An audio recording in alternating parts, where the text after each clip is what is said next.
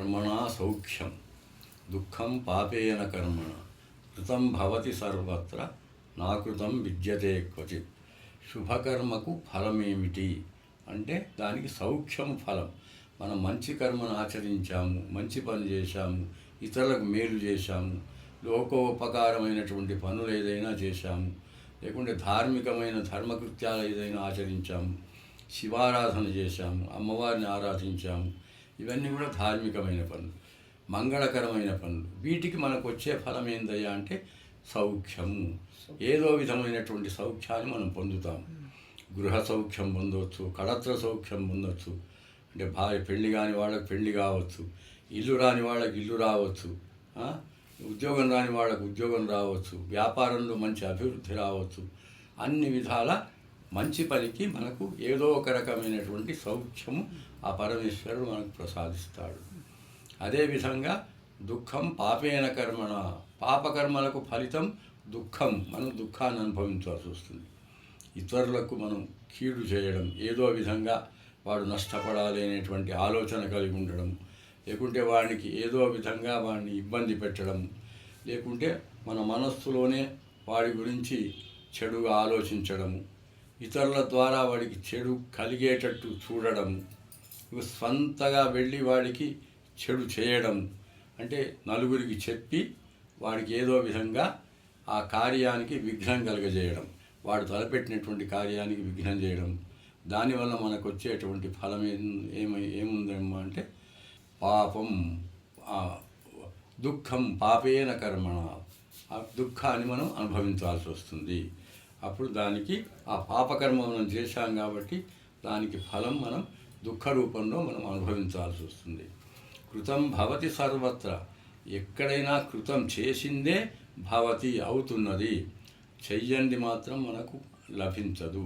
ఏది మనం చేస్తామో అదే మనకు దొరుకుతుంది అంటాడు కదా. పూర్వజన్మలో వాడు బాగా పుణ్యం చేసి ఉన్నవాడు కాబట్టి ఈ జన్మలో ఈ విధంగా ధనవంతుని ఇంట్లో వాడు జన్మించాడు.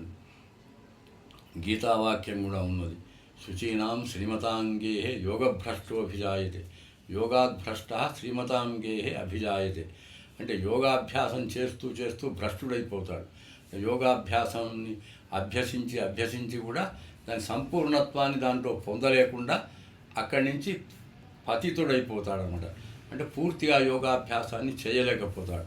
అంటే యోగాభ్యాసం కొంతవరకు చేసిన దానికి వాడు ఏ విధమైన ఫలాన్ని పొందాడయ్యా అంటే శుచీనాం శ్రీమతాంగే, శ్రీమతాంగే అంటే ఆగర్భ శ్రీమంతునిలో పుట్టడమే, ఆగర్భ శ్రీమంతునిలో వాడి జన్మ వాడికి లభిస్తుంది. అంటే యోగాభ్యాసం చేసి భ్రష్టుడైనటువంటి వాడికే ఇటువంటి గొప్పనైన జన్మ వాడు పొందగలుగుతున్నాడు. అంటే యోగాభ్యాసం చేసిన వాడు ఎంత గొప్పనైనటువంటి జన్మను వాడు పొందాలి, అది మనం ఊహించుకోవాలి. అంటే పరమోత్కృష్టమైనటువంటి జన్మను వాడు పొందుతాడు.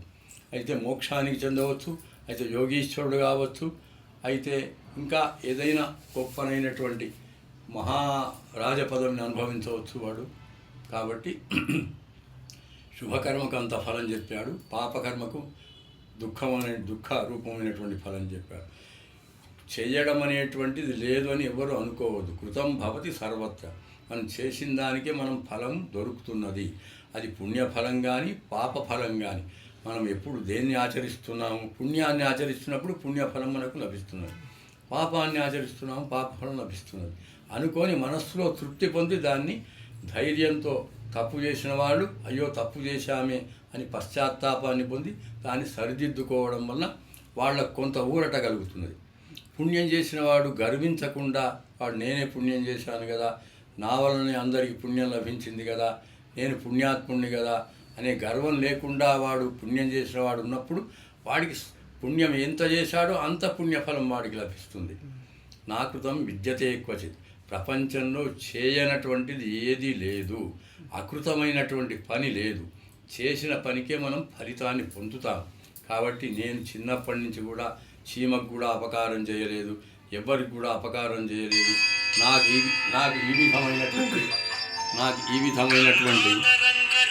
నాకు ఈ విధమైనటువంటి దుఃఖం నాకు కలిగింది అని అనుకోవడం చాలా పొరపాటు.